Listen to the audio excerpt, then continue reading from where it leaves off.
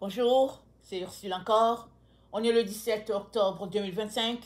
Alors, je viens sonner la trompette aujourd'hui encore et je viens proclamer le retour de notre Seigneur Jésus-Christ. Amen. Soyons tous bénis. Soyons remplis, n'est-ce pas, de la joie du Seigneur. Ayons les yeux fixés sur notre Dieu, n'est-ce pas? Et restons, n'est-ce pas, en communion avec notre Seigneur. Amen. Ça, c'est très important.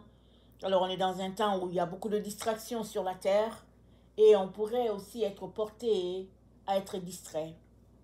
Mais s'il y a un endroit où il fait bon d'être, n'est-ce pas, dans ces temps où nous sommes, c'est bien dans la présence du Seigneur.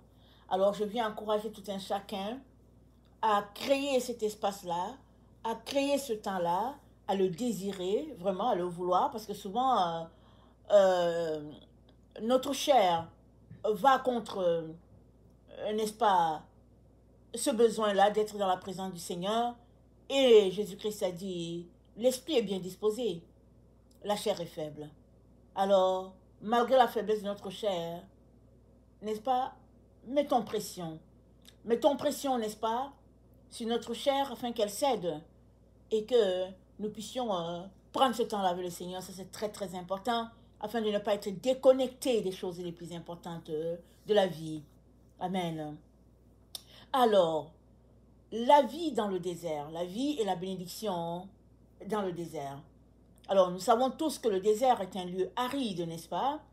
C'est un lieu aride où c'est difficile de vivre à cet endroit-là. Et souvent, on se déshydrate, on perd notre eau, et puis le soleil est à son maximum, et les ressources manquent dans le désert. Dans le désert, souvent, on peut s'aimer planter et il n'y a rien qui pousse, parce que c'est tout simplement le désert.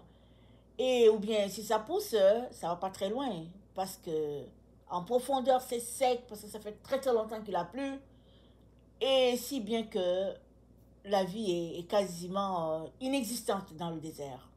On sait qu'il y a certains déserts, n'est-ce pas, sur la terre où ça fait, n'est-ce pas, des milliers d'années qu'il n'a pas plu et c'est pas facile la vie dans les déserts. Mais notre Seigneur nous dit que la vie et la bénédiction se trouve dans le désert. Ça, c'est le message que le Seigneur m'a donné ce matin quand j'étais dans sa présence pour son Église. Alors, comment concilier cela, n'est-ce pas, avec ce que nous connaissons des déserts? Alors, le premier élément, n'est-ce pas, euh, qui nous donne de nous réconcilier avec cette parole du Seigneur se trouve dans Apocalypse 12. Apocalypse 12 nous parle de la femme, n'est-ce pas, qui a fui dans le désert. Et cette femme n'est autre que l'église de Jésus-Christ. Amen. Son église, n'est-ce pas, c'est son épouse. C'est la raison pour laquelle il est venu sur la terre mourir, afin d'établir, n'est-ce pas, un groupe, une génération, n'est-ce pas, de personnes qui croiraient en Dieu, n'est-ce pas, et qui soumettraient la terre, n'est-ce pas, à la gloire de Dieu. La Bible nous dit, n'est-ce pas, Romains, Romains 8, on va lire ça, dans Romains 8, au verset 19, voilà ce qui est dit. C'est dit aussi, la création attend-elle avec un ardent désir la révélation des fils de Dieu. Car la création a été soumise à la vanité et non de son gré, mais à cause de celui qui l'y a soumise. Donc, la création attend la révélation des fils de Dieu. Mais qui sont ces fils de Dieu-là? C'est son Église. N'est-ce pas? Des personnes, n'est-ce pas, remplies d'amour, remplies de zèle pour le Seigneur, prêts à répandre, n'est-ce pas, le message de Jésus-Christ sur la terre, parce que Jésus-Christ a dit, allez de par le monde et faire de toutes les nations mes disciples. Baptisez-les au nom du Père, du Fils et du Saint-Esprit, et enseignez-leur à observer mes commandements. Amen. Voilà donc, n'est-ce pas, ce que Jésus-Christ veut pour toute la terre. Que toute la terre parvienne à la connaissance, n'est-ce pas, de Dieu. Et Dieu n'est pas un bourreau, il n'est pas un monsieur barbu avec, n'est-ce pas, une longue barbe blanche qui est là et puis qui ne fait que frapper sur les gens et puis leur dire, ok, ta place est en enfer. C'est pas ce Dieu-là. La religion a présenté un tel Dieu aux gens, si bien que les gens fuient Dieu. Mais s'il y a un seul endroit où il fait bon de vivre, n'est-ce pas, c'est dans la présence de Dieu. Et ça commence par toi, lui donnant ta vie. Il va t'accueillir à bras ouverts parce que Dieu n'est pas un bourreau. Pas du tout. C'est un père. C'est celui qui a créé notre terre. Alors, comment celui qui a créé cette terre serait-il, n'est-ce pas, contre, n'est-ce pas, ceux-là qu'il a passé sur la terre? C'est comme si le créateur de Apple, n'est-ce pas, se prenne la hache et se mette à briser tous ces ordinateurs Apple. Alors, en leur disant, c'est moi le créateur, je brise. Vous voyez, ça n'a aucun sens, n'est-ce pas? Nous savons que le créateur de Apple, même si il n'est plus là sur la terre, n'est-ce pas, l'entreprise continue d'exister. Et puis continue d'être florissante. Pourquoi? Parce que tout ce qu'il a souhaité, n'est-ce pas, c'est la réussite de son entreprise. Et puis, ben, n'est-ce pas? Alors, je prends cet exemple-là, très très simple, n'est-ce pas, pour montrer que Dieu n'est pas contre toi. Pas du tout. Il n'est pas avec un marteau prêt à te frapper si tu fais une erreur. L'erreur, elle fait partie de l'être humain. Un être humain sans Dieu, n'est-ce pas, est appelé à marcher selon ses passions.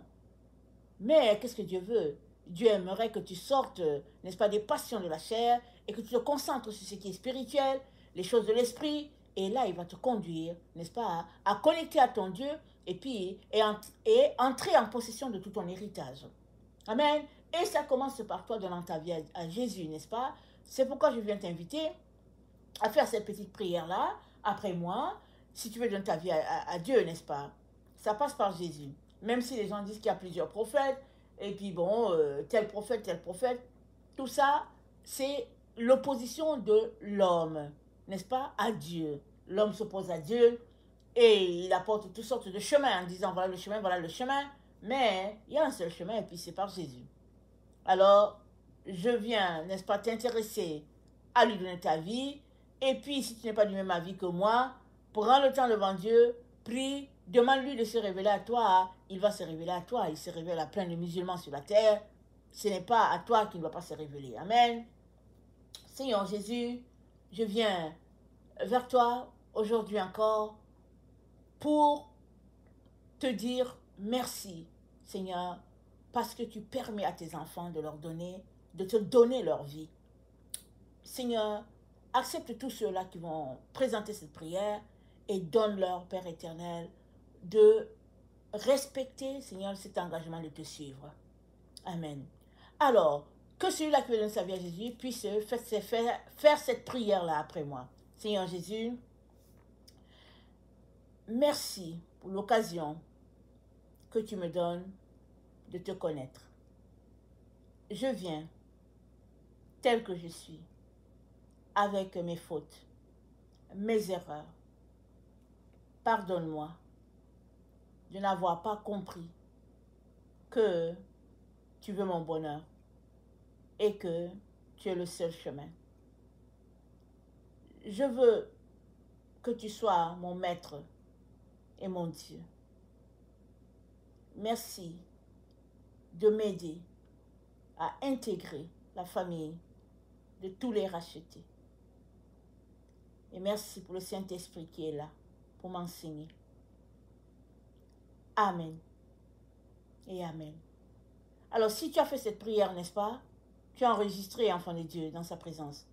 Lui, il ne va jamais t'abandonner. Amen. Il ne va jamais t'abandonner. Il va t'aider à marcher.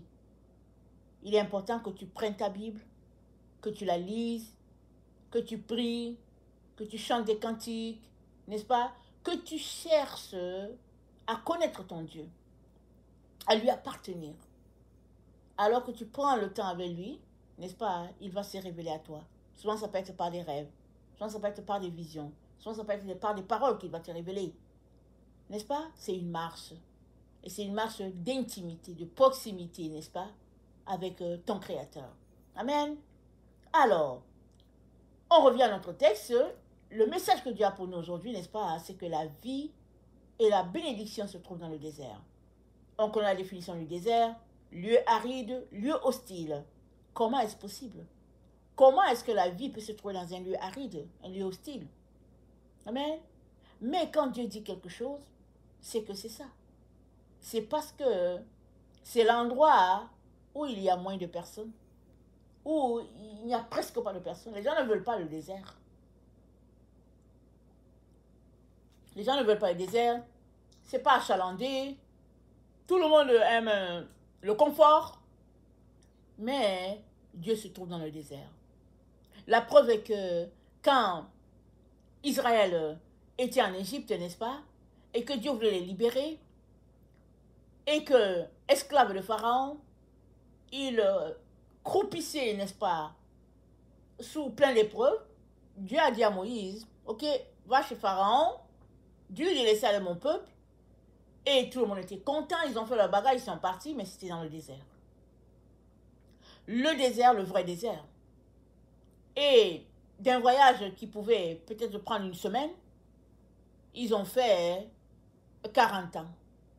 À cause de leur opposition à tout ce que Dieu voulait faire, mais surtout à cause du fait qu'ils voulaient, n'est-ce pas, les choses confortables. Ils sont pleins du fait qu'en Égypte, il y avait des concombres, il y avait de la viande, il y avait tout ça.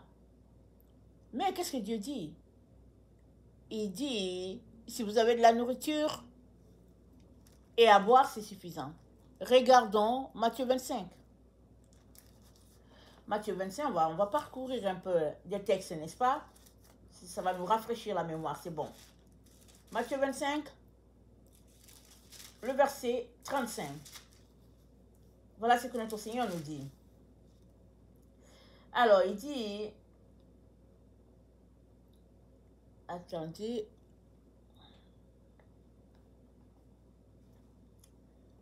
On va lire 1 Timothée 6, verset 8 d'abord. On va lire 1 Timothée 6, verset 8. Et on va revenir dans le texte de Matthieu.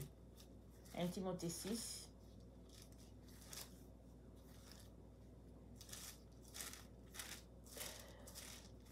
Verset 8. Voilà ce qui est dit. Si donc nous avons la nourriture et les vêtements, cela nous suffira. Si donc nous avons la nourriture et le vêtement, cela nous suffira. On n'a pas besoin de plus. Dans le désert, on n'a pas besoin de plus. Et quand bien même tu aurais une panoplie de vêtements, dans le désert, tu ne vas pas les utiliser. Ils ne serviront à rien.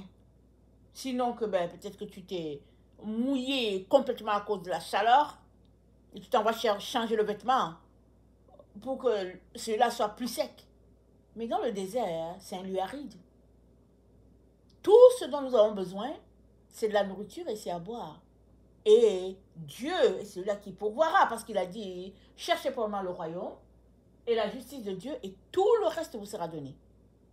Dans le désert, on n'a pas besoin de plus. Et Dieu nous apprend, n'est-ce pas, à vivre dans le désert. Voilà pourquoi, dans Apocalypse 12, il pointe très bien, n'est-ce pas, la femme qui s'enfuit dans le désert. Elle part par elle-même dans le désert. Comment? 2 ailes lui ont été données pour qu'elle puisse aller dans le désert. Mais c'est quoi les ailes qui lui ont été données? C'est le Saint-Esprit. Tous ceux-là qui sont dotés du Saint-Esprit savent que c'est dans le désert qu'il faut se réfugier pour rechercher la face de Dieu. Dans les temps où nous sommes, tu n'as pas besoin du luxe. Mon frère, ma soeur, tu n'as pas besoin de ça. Ne cours pas après ces choses-là. Dieu va te les donner plus tard. Mais là où nous sommes, là où la terre est agitée, là, ce qui est important, n'est-ce pas, c'est le désert. C'est la communion avec Dieu, c'est ça qui est important. Alors, réfugie-toi dans le désert, Dieu te donnera à manger, tu seras vêtu, tu ne manqueras pas de boire, mais si tu cherches le luxe, alors, ça sera compliqué. Tu es en train de te compliquer la vie. Dans Matthieu 6, le verset 25. J'avais dit Matthieu 25, mais c'est Matthieu 6, le verset 25. Voilà ce que le Seigneur nous dit. Matthieu 6, verset 25. Alors, on va lire. C'est pourquoi ne vous inquiétez pas pour votre vie, de ce que vous mangerez, ni pour votre corps, de quoi vous serez vêtu. La vie n'est-elle pas plus que la nourriture et le corps plus que le vêtement? La vie n'est-elle pas plus que la nourriture, le corps plus que le vêtement? le Seigneur veut nous faire réaliser une chose dans le désert où nous nous trouvons. Il est en train de nous dire, si tu es dans l'abondance là, si tout ce qui te préoccupe, c'est d'avoir un certain niveau de vie et puis d'améliorer ton niveau de vie, le Seigneur te dit que ce qui est plus important, c'est de ne pas perdre ton âme. Il a dit, que gagnerait l'être humain s'il perdait son âme? Alors le Seigneur te dit de ne pas perdre ton âme. Il te dit que la vie, là, elle est plus importante que le luxe, les beaux vêtements, n'est-ce pas, les voyages, n'est-ce pas, aller s'exposer au soleil, se bronzer, et puis, ça dit que cette belle vie-là, qui est comme le standing de nos sociétés modernes, le Seigneur te dit, laisse ça tomber. Préoccupe-toi de ton âme. Où sera ton âme quand tu auras fini ton séjour sur la terre? Parce que le séjour sur la terre, ça finit. Ça finit. Tu te lèves, tu vis, et puis après, à un moment donné, allez, la vie vient de s'arrêter. Où seras-tu? Et le Seigneur te dit, préoccupe-toi plutôt de ça, que de sauter dans l'avion qui est là, de courir par-ci, de courir par-là. Le Seigneur dit, il faut laisser ça tomber. La vie, c'est plus que le vêtement. Et puis, tu auras tout ce dont tu as besoin. Tu auras ton grain de riz, ton petit bout de pain, préoccupe-toi de cela, et puis cherche ton Dieu en profondeur. Amen. Alors, on a des exemples de désert, n'est-ce pas? On va aller dans Genèse. Genèse 21. Alors, c'est l'exemple de Agar. Alors, on pourrait dire que, bon, c'est une qui est venue troubler un couple, mais ce n'est pas de sa faute. Et Abraham s'est retrouvé en Égypte. En quittant l'Égypte, comme Dieu lui a dit de quitter, en quittant l'Égypte, le roi lui a donné une esclave. Il est parti avec l'esclave. Et dans leur recherche d'enfants, Sarah et lui, ils ont compris que peut-être que c'était par l'esclave qu'il allait avoir un enfant, parce que Sarah était vieille et puis n'arrivait pas à en avoir. Alors, ils se sont organisés pour que Agar puisse donner à Abraham un fils. Ce qui est arrivé. Ismaël est né et donc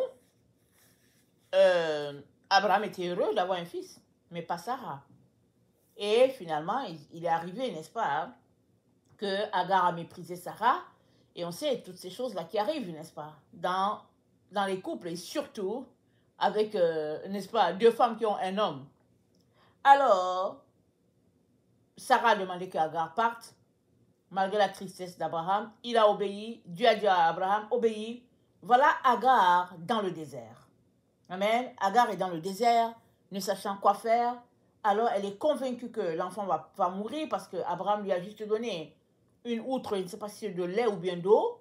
Et puis, elle a marché, je ne sais pas, on ne sait pas quelle est la distance entre l'endroit où elle habitait et puis le désert où elle marchait, peut-être pour retourner en direction de l'Égypte, je ne sais pas. On ne sait pas quelle est la distance, n'est-ce pas?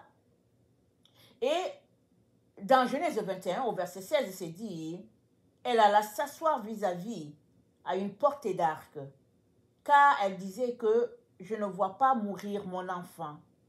Et elle s'assit donc vis-à-vis de lui, éleva la voix et pleura. 17. Dieu entendit la voix de l'enfant, et l'ange de Dieu appela du ciel Agar et lui dit, qu'as-tu, Agar? Ne crains point, car Dieu a entendu la voix de l'enfant dans le lieu où il est. Verset 18. Lève-toi, prends l'enfant, saisis-le de ta main, car je ferai de lui une grande nation. Verset 19. Et Dieu lui ouvrit les yeux, et elle vit un puits d'eau. Elle alla remplir d'eau l'outre et donna à boire à l'enfant. Dieu fut avec l'enfant qui grandit, habitait dans le désert et devint tireur d'arc. Amen. Dieu fut avec l'enfant. Mais avant que on entende le récit que Dieu fut avec l'enfant, l'enfant était sur le point de mourir. Dieu a pourvu. Comment? Agar était dans le désert avec son enfant. C'est dit, Dieu lui ouvrit les yeux. Dieu lui ouvrit les yeux. Ça, c'est une information très, très importante pour tout enfant de Dieu. Dans les déserts, c'est là que les bénédictions se passent. Parce que c'est Dieu lui-même qui t'ouvre les yeux. c'est pas quelqu'un, c'est Dieu qui t'ouvre les yeux. Alors, tu peux t'arrêter pour dire, mais est-ce que c'est un mirage? Qu'est-ce qui se passe? Mais non, non, non, c'est Dieu qui t'a ouvert les yeux pour que tu vois ce que tu dois voir.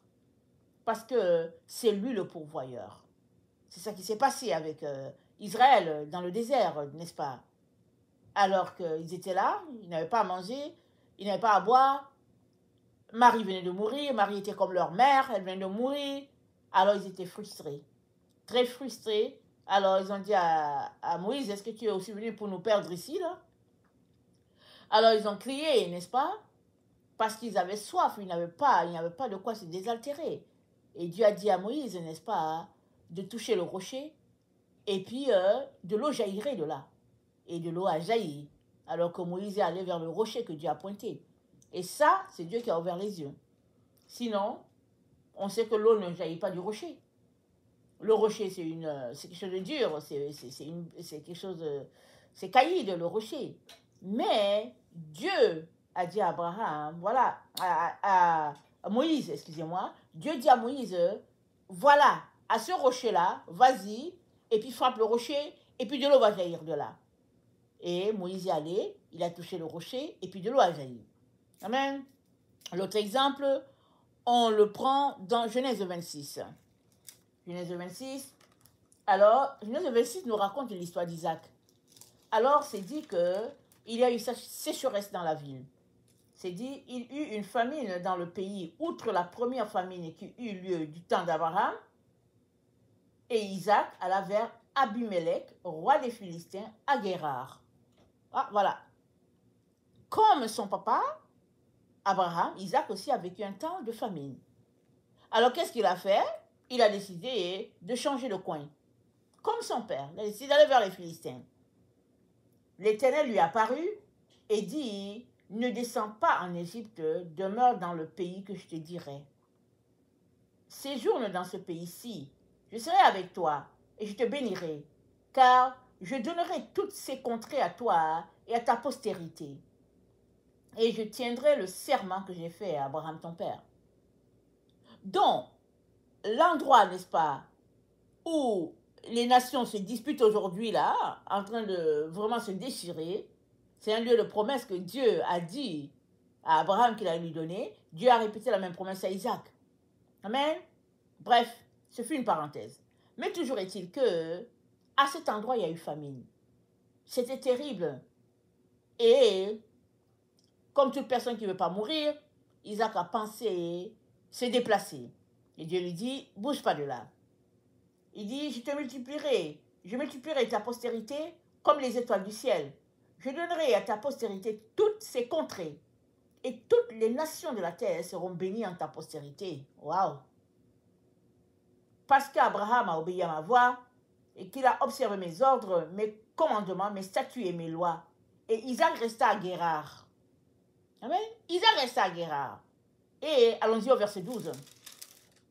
Au verset 12, nous sommes dans Genèse 26, le verset 12. Isaac s'aima dans ce pays et il recueillit cette année le centuple, car l'Éternel le bénit. Cet homme devint riche et il alla d'enrichissement de plus en plus jusqu'à ce qu'il devint fort riche. Waouh! C'était le désert. Isaac voulait bouger. Et Dieu lui dit, bouge pas, je vais te bénir. Mais qu'est-ce qui s'est passé? Est-ce que Dieu a montré à Isaac l'irrigation de ses cultures? Qu'est-ce qui s'est passé? On n'a pas le détail. On sait seulement qu'il y avait la famine, il n'y avait pas à manger, mais Isaac, n'est-ce pas, Dieu lui a dit, bouge pas, je te bénirai. Et cette année-là, il a sémé, il a récolté, n'est-ce pas, le centuple, ça c'est beaucoup. Il a récolté le centuple, c'est-à-dire, de sa semence, il a récolté 100 fois plus. Et, n'est-ce pas, il devint riche. Il allait de richesse en richesse. Et pourtant, c'était le désert. Tout cela pour dire que le désert est un lieu aride, mais Dieu te dit que c'est un lieu de vie, n'est-ce pas, et de bénédiction. Pourquoi? Parce que c'est dans le désert que tu vas chercher à entendre la voix de Dieu. Tu vas lui dire, mais Seigneur, est-ce que c'est toi qui m'as vraiment dit de venir ici? Il n'y a pas de pluie.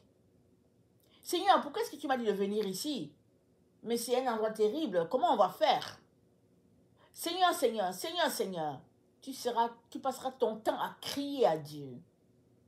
Et Dieu va t'entendre. Parce que quand ça va bien, très souvent, hein, on est content, on remercie Dieu. On ne le prie pas autant que quand c'est le désert. Mais ce n'est pas pour cela que Dieu nous envoie au désert. Dieu nous envoie au désert pour qu'on découvre le secret qu'il y a dans les déserts. Dans les déserts, il y a un secret. Le secret est que tu es appelé à dépendre de Dieu, de lui et lui seul. Si on revient sur l'exemple de Agar, n'est-ce pas? On l'a donné à un maître quand elle était une jeune fille, on ne sait pas quel âge elle avait. Avait-elle 12 ans, 15 ans, on ne sait pas. Mais la voilà, n'est-ce pas, renvoyée de la maison de son maître, appelée à vivre désormais seule. Combien d'heures a-t-elle marché dans le désert? On ne sait pas, mais toujours est-il que, malgré le fait qu'elle s'est retrouvée dans une situation illégitime, Dieu a entendu ses pleurs, Dieu a intervenu, Dieu a ouvert ses yeux pour qu'elle puisse voir, n'est-ce pas, la source d'eau et qu'elle puisse donner à son enfant. Et puis, mais qu'est-ce qu'il mangeait dans le désert? C'est quoi qu'il mangeait? On n'a pas tous les détails, parce que c'est sûr qu'ils n'ont pas vécu juste d'eau. Certainement, il y a des choses qu'ils ont mangé dans le désert, mais c'est quoi? On n'a pas tous les détails. Amen. Toujours est-il qu'ils ont vécu, et puis Ismaël a été béni dans le désert, et puis Dieu lui a dit que de lui sortira aussi 12 générations, c'est dans une autre parole, toujours dans Genèse, et c'est ça qui s'est passé. Alors, dans ce désert où elle était, Agar a dû vraiment chercher la face de Dieu, apprendre à ne plus dépendre d'Abraham ou bien de sa maîtresse Sarah, mais à dépendre de Dieu. Elle a dû apprendre à connaître ce Dieu-là, parce que, voilà, elle s'est retrouvée dans une situation sans ressources. Et c'est ça qui arrive, n'est-ce pas, à toute personne qui se retrouve prise ou bien prise dans une situation indésirable. Alors, les déserts, n'est-ce pas, sont des endroits de miracles extraordinaires. Mais on pourrait passer à côté de notre désert. On pourrait passer, pardon, à côté de notre miracle dans le désert. C'est qu'au lieu d'être dans un endroit de chercher la face de Dieu, de lui dire, Seigneur, quelle est la prochaine étape, comment je vais faire, on passe le temps à bouder. Comme Israël, dans le désert, ils ont passé le temps à bouder. Ils ont dit à Moïse, écoute, en Égypte, on avait des concombres et puis Dieu la viande, pourquoi tu nous as amenés ici? Mais n'oublions pas, pendant qu'ils étaient là-bas en Égypte, ils étaient les esclaves de Pharaon. On les frappait, ils avaient le dos blessé, ils étaient maltraités et pas à peu près. Et Dieu a dit, assez c'est assez. Je vais les envoyer dans un endroit où ils vont aller m'adorer.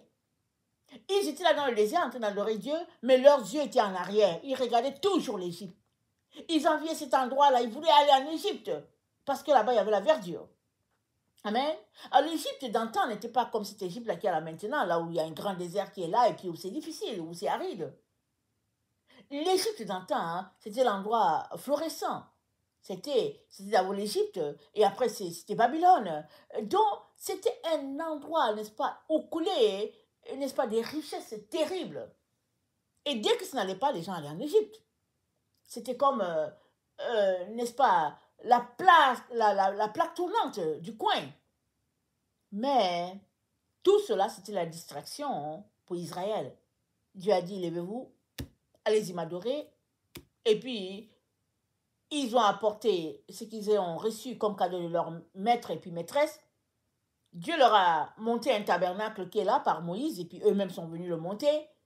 Et voilà, Dieu était au milieu d'eux. Il y avait un camp au milieu d'eux. Ils étaient dans le désert. Les voilà, dans la journée. Comment ils faisaient? On ne sait pas. Parce que dans le désert, il fait très chaud. Il n'y a même pas d'arbres. Ils étaient là dans les tentes. Comment ont-ils fait? Dieu seul sait comment ils ont fait, parce que c'est là-bas qu'il les a envoyés. Amen. Mais toujours est-il que dans les déserts, tu peux arriver et puis chercher à faire le spectacle. Chercher un spectacle donné. Tu cherches, tu regardes, tu te dis, mais qu'est-ce qu'il y a à la prochaine étape? Tu es là en train de chercher à regarder. Où est la prochaine étape? Mais il n'y avait pas de télévision, il n'y avait pas de cellulaire, il n'y avait pas Internet, n'est-ce pas? Il y avait juste le désert, et puis Dieu, et puis il y avait le tabernacle qui était là, et puis les animaux qui étaient là. Et les animaux, où mangeaient-ils? Où était leur pâturage? C'est des questions qu'on va se poser, n'est-ce pas? Mais toujours est-il que c'était à eux de créer la vie dans le désert par les consignes que Dieu leur donnerait. Alors Dieu leur a donné les 10 commandements, et il a dit voilà comment vous devez vous comporter, vous devez vous apprendre à vous aimer, puis voilà, voilà. Ça dit, ils étaient des créateurs de vie dans le désert. Mais certains ne l'ont pas réalisé. Certains étaient juste là pour se plaindre. C'est comme ça que plusieurs sont tombés dans le désert sans voir la terre promise. Et pourtant, Dieu les a fait sortir d'Égypte pour leur dire, je vous envoie sur la terre promise. Mais ils ne l'ont pas eu. Ils n'ont pas vécu dans la terre promise, à part Caleb et Josué, qui, de ceux qui sont sortis d'Égypte, ont goûté, n'est-ce pas, à Canaan. Les autres sont morts. C'est que les enfants qui n'ont pas connu l'Égypte qui ont réussi à entrer dans Canaan. Amen. Ou bien les enfants qui étaient bébés qui ont réussi à entrer dans Canaan. Sinon, tous ceux-là qui étaient adultes ne sont pas entrés à cause de leur rébellion. Alors, dans les déserts, on peut être tellement frustré, on peut être tellement rebelle, on peut être tellement en colère contre Dieu qu'on passe à côté de notre bénédiction. Et Dieu te dit, la bénédiction et la vie se trouvent dans le désert. C'est ça qu'il te dit aujourd'hui dans le message d'aujourd'hui. Et qu'est-ce qu'il veut pour toi? Il aimerait que tu te dépouilles, n'est-ce pas, de toutes ces distractions-là, que tu viennes dans sa présence et il va te dire où tu vas trouver ta bénédiction. C'est dit qu'il ouvrit les yeux de Agar. Agar s'était dressé contre sa maîtresse et Dieu a ouvert ses yeux. Donc Dieu ne marche pas avec toi en fonction de tes erreurs. Non. Il ne va pas dire, ok, elle a fait une erreur, je ne veux pas la bénir. Non, non, non. Ce n'est pas comme ça que Dieu parle. Ce n'est pas comme ça que Dieu vit. Ce n'est pas comme ça que Dieu fait. Dieu est un père, n'est-ce pas, pour tout un chacun, malgré l'erreur de la personne. Et Dieu ne veut pas que tu périsses. Il veut que tu vives, afin que tu puisses goûter, n'est-ce pas, à sa gloire. Alors, tu as le choix. Rester dans Babylone, jubiler, n'est-ce pas, de tous les bienfaits de Babylone, et puis finalement, ne jamais atteindre ton point Z, ou bien te retrouver dans le désert, chercher ton Dieu, et il ouvrira tes yeux pour que tu puisses voir les bénédictions qu'il a pour toi. Le désert, ça peut être le véritable désert, comme le désert de Sahara, où il fait vraiment chaud, dur. Mais le désert, ça peut aussi être créé par toi. C'est-à-dire, toi-même, tu décides de te retirer de la vie, n'est-ce pas, de ta vie quotidienne. Tu décides, n'est-ce pas, de te mettre à part, de créer, n'est-ce pas, ton désert, afin de rencontrer ton Dieu. Et ça, c'est la meilleure partie. Mais Dieu ne va pas te forcer. C'est à toi de créer, n'est-ce pas, ton désert, afin de rencontrer ton Dieu. Alors que tu crées ton désert, Dieu va se révéler à toi. Parce que tu es en train de lui dire, papa, me voici, bénis-moi. Papa, me voici, révèle-toi à moi. Papa, me voici, injecte-moi ta vie. Amen. C'est ça qu'il va faire. Et tu as besoin de sortir de Babylone, de l'abondance, du luxe, de la séduction des yeux, du chatouillement des oreilles, n'est-ce pas, de cette vie de luxure dans laquelle nous vivons. Tu as besoin de sortir de là. Amen. Et jouir de la présence de ton Dieu alors que tu viens dans sa présence, lire la parole, lui chanter des cantiques, l'adorer, le célébrer, le placer, n'est-ce pas, sur le haut point, n'est-ce pas, de ton cœur, parce que ton cœur, c'est son sanctuaire. Ça, tu as le choix. Amen. Alors, le Seigneur ne veut que te bénir. Il ne veut que te restaurer. Et si tu es frustré et que vraiment tu es à bout, debout, comme on dit, Dieu est là pour te guérir. Amen. Il ne manque pas de ressources en lui. Il ne guérit pas juste ceux-là qui lui sont agréables. Il guérit tout le monde. Parce que c'est un Père rempli d'amour. Commence par venir. Commence par crier à lui comme Agar. Crie à lui et il te donnera, n'est-ce pas, tout ce dont tu as besoin pour que tu puisses survivre. Parce que dans le désert, ce n'est que passager. On ne vit pas éternellement là-bas dans les déserts. C'est passager. On ne sait pas combien de temps. C'était passager pour Israël et puis ça a duré 40 ans. Pas parce que Dieu voulait que ça dure 40 ans. Israël a voulu que ça dure 40 ans. Ça a duré 40 ans. On ne sait pas combien d'heures ça durera ton désert. Combien d'années, combien de jours. On ne sait pas. C'est pas ça qui est le plus important. Ce qui est le plus important, hein, c'est que le désert, c'est là que coule la vie et l'abondance. Amen. Et Dieu t'invite dans ce désert-là pour te rencontrer. Est-ce que tu es prêt? Amen. Est-ce que tu le veux? Amen. Et si tu le veux, alors dégage du temps et il ne manquera pas, n'est-ce pas, de venir te bénir et puis te révéler tout ce qu'il a pour toi. Amen. Que le Seigneur bénisse sa parole. Seigneur Jésus, je vais te prier, n'est-ce pas, pour tous ceux-là qui vont, n'est-ce pas, choisir d'aller dans le désert. Et nous savons que le désert, c'est un lieu, n'est-ce pas, aride, n'est-ce pas, mais c'est aussi un lieu d'abondance, un lieu de fertilité, un lieu où coule la vie, un lieu où, n'est-ce pas, on jubile, n'est-ce pas, de ta présence. Seigneur, je prie pour tes enfants afin qu'ils puissent te rencontrer. Tu sais toutes choses. Merci d'essuyer leurs larmes. Merci, Seigneur, de les consoler dans toutes leurs situations et de permettre, Jésus-Christ, que tes enfants puissent connecter à toi parfaitement. Que ton nom soit béni et merci pour toutes tes grâces au nom puissant. Du nom qui est au-dessus de tous les noms, le nom de Jésus. Amen et alléluia. Amen.